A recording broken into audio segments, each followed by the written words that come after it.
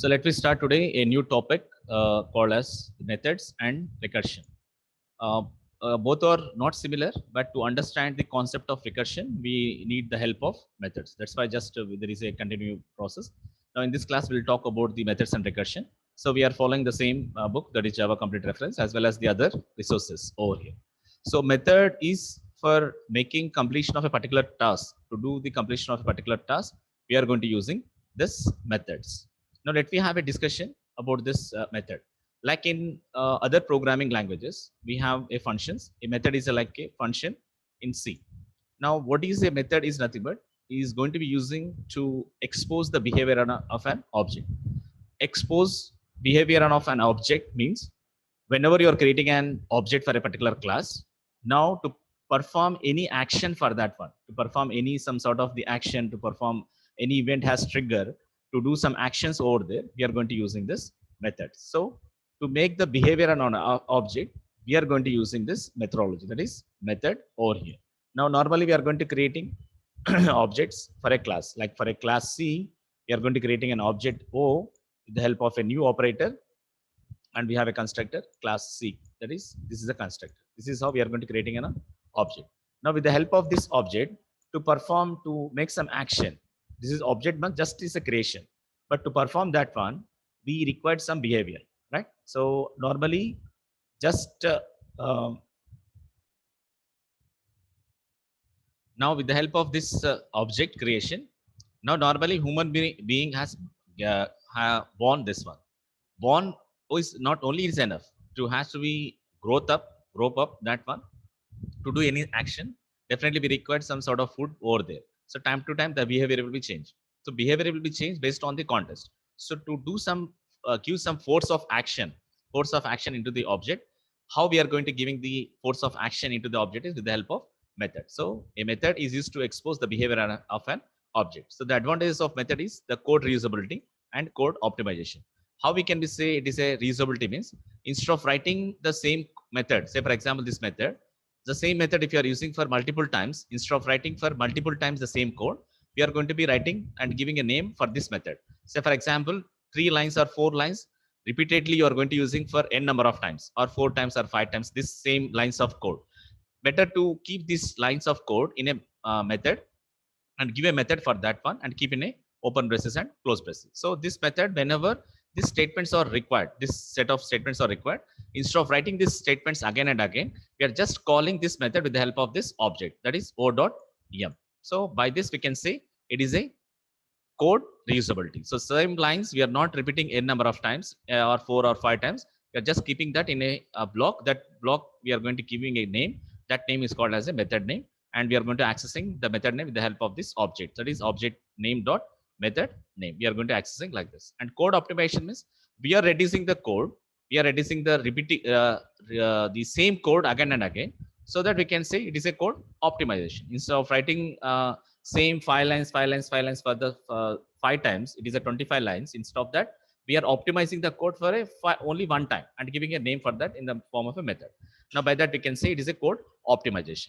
And coming to the syntax of the method, it is a type. Here type is nothing but a data type, like we have normal primitive data types are there, right? So here type is nothing but data type, same as the function. How the syntax for function in C, data type space name of the function. Now here name is a method name. So when you are giving the method name, it is highly recommended that if the 2 words are there in a method, the first is a small letters we can consider. The next word, first character will be a capital. Okay, say if you want to perform that. So first name, say for example, the method name is a first name. If it is a first name, is the name of the method. You can write as the first name. Here 2 words are there, first and name. So first is the small letters and name is the next one. So first name, when you are going to performing the first name over here, so first is the small letters and name is n is the first letter is a capital. It's a highly recommended. It's not mandatory. It is better to give like this the method names. Okay. So again, it's having a parameter list. Now parameter list nothing but to perform any particular task, we require some data members, right? So data members we are going to consider as a parameter list over here. And here the open braces and close braces, and it will be having a body of the method. So in this body, we are going to writing the logic, what to perform, what not to perform. Everything will be right in the body of that loop, body of this block. Okay. So how to create an object is already you are aware. By the help of new keyword, we are going to creating the objects. Now let me see a small example how this object and class that maintains the records of a student. Now the program here is for maintaining records of a student. Normally when you're talking the student records, normally the parameters for that one is roll number, name, marks, age, like this. There will be the different parameters out there. So for this, we are going to writing a small program to maintain the records of a students. We are going to be writing a program with the help of class, objects, methods. Okay. Now I'm creating a class called as student here, and I'm going to creating two data members, roll number and name. So these are called as what? Data members. Already have remember about the class syntax, data members. These are the data members, right? So I'm going to creating a method that is insert record. Inside this record, the return type of this one is void, which returns nothing, right? It is having the two parameters. One is R, another is N. R is of type integer, N is of type string. Now I'm just assigning the roll number, R value to roll number and N value to name. And this is end of the method insert record from here to here. Now I'm creating one more method called as display information. The return type of this display information is void, which is returns nothing. And I'm just displaying system.out.println, displaying the roll number as well as name. The particular, what is the task of insert record? What is the task is assign R to roll number, assign N to name. That is the task of insert record. What is the task of display information? It has just display the roll number and give a space and name. That is the task of display information. That's all. Nothing more about that one. Whoever can be called, this is the code is ready. Whoever, whenever is required to assign such type of thing, then we call that methods. Okay. Now I'm calling the main method here in the same class. So if you are observe carefully, here I'm going to be started the method insert record and end here. And here I started the display method and end here. But I never end the class here because still it is open. The class is not closed. So inside the class, I'm writing the main method. And after that, I'm creating the object. So how to create the objects? The class name followed by the object name, assignment operator, and the new operator followed by the constructor, that is student. This is a class. So once you are making in front of the parenthesis a name, if the name is same as the class name, then it's called as a constructor. So I'm creating a s1 object and also creating s2 object. Now I'm calling the method s1.insert record with the two parameters 111 and current. So once you call this method s1.insert record, it will go to this. It will come back to here. This is who call now. S1 has called. Now already have created the S1 object. With once you are creating S1 object means what type of object it is, which type of class object it is. S1, the class of student class object we are creating S1, right? So once you created the object S1, automatically it has the two data members. One is roll number, another is name. Automatically, right? It will be there. Now S1 has called the insert method S1.insert record. Now you're assigning R to roll number and N to name. You're assigning this one. What is R? You're assigning here is 111. What is there in the name? It is a current. This is assigned to this. And next you are calling s2.insert method here. S2.insert method you are calling. Now once you are calling insert.s2 method, what are the parameter insert record? The parameters are 222 RN, right? Once you call it, now S2 already have created an object. Now automatically what type of class object S2 is a student. Now what are the data members of student? Is a roll number. This also having the roll number and this also having name. Both are with it. Now once you call the S2 insert record, now R is assigned to roll number, N is assigned to name, right? Now what is the R? It is 222 and what is the name here is RN, right? Now this is how. What's the values are stored in S1? 111 current. What are the values are stored in S2? 222 RN. How you have stored that one? By calling S1 dot the method name. Now how you are going to be calling the method? By creating an object for a class student, that is S1 and S2. The next step is what? It is calling, S1 is calling display information. Now once you call the display information, this is, now who called display information method? S1. Now once it is asking the roll number and display the name is going to be displaying over there, it will be access the roll number of S1 object, the name of S1 object. Now next step, it is calling S2 dot display information. Now once you are calling the S2 dot display information over here, once you are going to be calling S2 dot display information, now who called now display information? S2. Now it is called S2 display information. So whose roll number and name will be displayed by this display information. It whoever call S2 has called. That's why the roll number of S2 and the name of S2 object, it will be displayed over here. So previously S1 dot display information. What's the output is 111 space current. Next it be S2 dot display information is called. Now what is the output is 222 RN. The space RN will be display the output of this. Okay. So like this, we are going to be calling a method through their parameter list. So what we have discussed, we have seen the purpose of method, advantages, syntax over here, and followed by a simple example where we are creating a class called a student. Under that, I created the two methods of return type is void, insert record, display information. The purpose of insert record is just assign whatever the parameters is coming from the main, from the object of that student class, the parameters that will be assigned to roll number and name. What is the purpose of display information is to display the roll number and name. Okay. Now coming to the next part, recursion. Normally you have already studied in C, the recursion means. Recursion is nothing but calling a function by itself or calling the same method by itself. So calling by itself is a calling a function by itself. When a function is calling by itself, then it's called as a recursion in C. Instead of functions, what you are going to using here? Method. So calling a method by itself is called as recursion. So it will call first, this is this one. It is called the, this is the, this will be called by this function. This will be called by this function. This will call this, up to it will come as the one. Up to the, from n to 1, it will be called by that function by itself. That is n number of times it will be called. See, while it is calling the same function, same method is calling by again and again. Again, it's calling by this recursion as calling by this here the recursion, this recursion has called by this recursion, this by this by this by this by this, by calling the all the common thing is what recursion is the common thing. Now coming to the definition of recursion. Now recursion will supports by Java. Now recursion is the process of defining something in terms of itself. Recursion is nothing but what? Calling by itself. So what you are calling a method or you are calling a function. If it is a C, it is a calling a function. Now in the Java, calling a method. So in simply, as it relates to Java programming, recursion is the attribute that allows a method to call itself.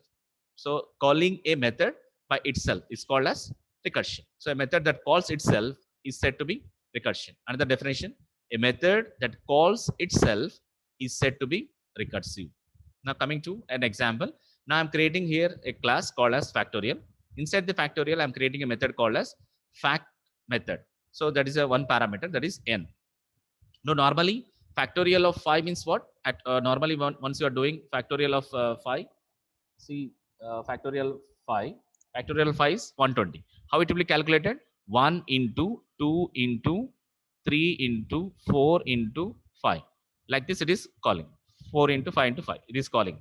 Right? So what is the factorial of 4? It is 24. Right? So this is 120. And this is 4 means what? It will be taken as 1 into 2 into 4. 2 into 3 into 4. This is. So what is the factorial of this is 24. Now what is the factorial of 3? It is 1 into 2 into 3. That is 6. Like this it will be call it. Now what is the factorial of 2? It will be called as 1 into 2. Right? So 1 into 2. 1 into 2. This is 2. What is the factorial of 1? It is 1 only. So if you are considering here, 1 factorial is 1. Now if you are considering here, how many times you are calling the factorial? You are calling the fact method 1, 2, 3, 4, 5. Totally 5 times you are calling. Now how many times of when you are calling factorial of 4? You are calling for 4 times. How many times you are going to calling here? You are calling for 3 times. You are calling for here 2 times. Right? You are calling for 1 time. Right? Now remember, when you want to perform factorial of 5, what you need to call? You need to call factorial of 4. To perform factorial of 4, what you need to call? Factorial of 3. When you are perform factorial of 3, what you need to call? Factorial of 2. When you want to perform factorial of 2, you need to call fact of 1. So meaning of here is, instead of writing this 1 into 2 into 3 into 4, what can I write here? Fact of factorial of, that is fact of 4 into 5. What is the fact of 4? This is 1 into 2 into 3 into 4. You can replace this fact of 4 with what? 1 into 2 into 3 into 4. Now, if you want to call fact of 4, What you need to call? This is same as fact of 3, right? That is 1 into 2 into 3, right? So you can replace this fact of 3 with what? 1 into 2 into 3. Now here, when you are calling this fact of 3, you need to call what? Fact of 2 into 3. So when you are calling fact of 2, you need to call fact of 1. So when it is a fact, it is a 1 only. So see how many times you are calling. When you want to perform factorial of 5, how to perform? We need to be call fact of 4 and multiply with 5. That will gives the result. Now, once you call the fact of 4, it will be call what? It has to call fact of 3. Again, it multiply with 4. When you want to call fact of 3, it has to call fact of 2. When you want to call fact of 2, it has to call fact of 1. So like this, the replacement of this one, the statement fact of 4 will be replaced with what? Fact of 3 into 4. When you're replacing this one, fact of 3, it has to replace with fact of 2 into 3. It will replace with fact of 2, replace with fact of 1 into 2. And it is 1. So like this, 1 into, what is the fact of 1? Here, fact of 1 is 1. Next, what is the fact of 2? 1 into 2. What is the fact of 3? 1 into 2 into 3. What is the fact of 4? 1 into 2 into 3 into 4. Like this, the recursion is going to be happening over there. In the same style, what we are going to doing here is, in this method, we are writing the logic. What the logic is? We are taking a variable called as result. Now, if n equal to 1, what is the factorial of 1? We have to return 1. Like you are going to passing the parameters for a function, like as a method, we are having the return type for a function also, right? In the same fashion, for method also there is a return type. How to return a value for a method? With the help of return variable. Like you are going to be returning a value in the functions with the help of return keyword, right? Here also you can return with the help of return keyword. You can return a value, that is return. So once you are returning, definitely the receiver should be there. The return type should be any one data type other than void, because void returns nothing. So if you are returning a method as returning something, definitely it has to receiver the data type. The return type also be any one data type other than the void. Okay. So if it is n equal to 1, because 1 factorial is only 1, so that's why it is returning 1. If it is not, then we have to call fact of n minus 1 into n. So we don't know whether always we call the 5, or maybe it is called 10 factorial also. So what is the 5 factorial inside this program? Fact of, what is a 5 factorial? Fact of 4 into 5. Fact of 4 means what? If n is 5, n minus 1. That's what it is saying here. Fact of n minus 1 into n. So now what to call? If the n value is 5, for example, now what will be called here? 5 minus 1 into 5. What will you call? 5 minus 1 means 4. Now it will call fact of 4. What is the n value now? 4. Now again it come back to here. N equal to 1? No. It is just equal to fact of previously what it is there. Previously, what is the step? Once it is calling fact of 4 into 5. Now again fact of 4 will be called means fact of 3 into fact of 3 into, it will be calling fact of 3 into 4 into 5. Now fact of 3 which is called means what? Again it will come back fact of 2 into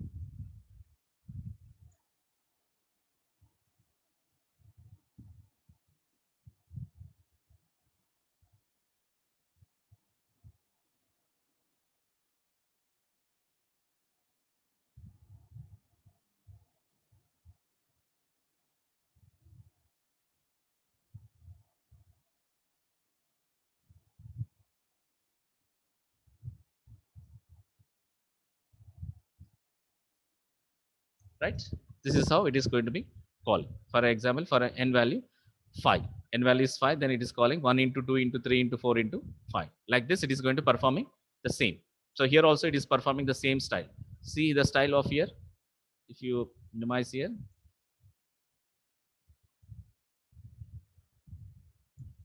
see here the fact of this, it will call this. So fact of 4 will be called here.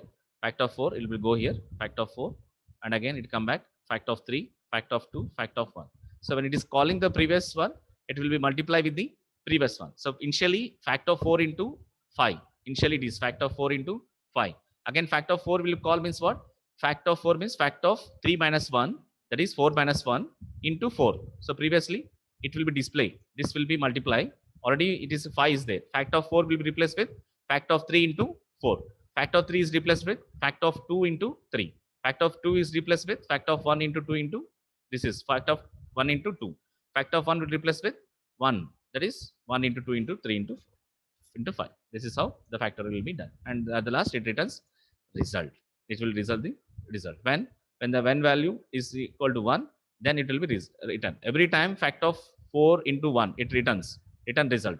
Factor of, again n value checks, again it returns factor of 3, again it returns factor of 2, again it returns factor of 1. When it returns factor of 1, the n value is 1, it returns 1. So that's how it can be calculated. Now we are calling the main method. Now here see, observe carefully. Here I am taking the method called as fact, and I am going to closing this factorial class itself. Now I am creating one more class, that is recursion, to call the main method. In the same factorial also we can call the main method. That is not a big deal, but we can create another class just for a is a new change. We are going to creating another class recursion. So factorial, we have only one method called as fact. We close that class, and again we are creating one more class where to call the main method. Now I'm calling the main method. Now I need to call the fact. When we want to create call the fact method, we need to create the object where that method is available, where the fact method is available in this class. So I need to create the object for this class, then only we can access that fact method. So for that purpose, I'm creating a f object of type which class? Factorial. Now I'm calling f dot fact of 3, and again I'm displaying fact of f dot fact of 4. I'm again calling f dot fact of 5. When you're calling fact of f dot fact of 3, what is the output? 6. Fact of 4, 24. What is the fact of 5? It is 120. Like this will be call the methods. So directly we can call, or directly we can call fact of 5. Any number of factorials we can call it. When you call fact of 3, what will happen? The n value is what here? Then the n value here is 3. Now the n value here is 3. Now it will call n equal to 1. No, 3 minus 1, 2 into 3. That is fact of 2 into. Like this it will be called in this example. Up to from here it is started. Fact of 2. Now fact of 2 means here. Except this, it will be called fact of 2 into 3. It will be called like this. Now fact of 2 means again it is fact of 1 into 2. Again it is fact of 1 into 2 into 3. That is equal to 6. Like this it will be called for fact of 3. Now if it is a fact of 4, it will be called like this. Fact of 3 into 4, and again into 4 here, and again into 4. And at the last it will be into 4, 24.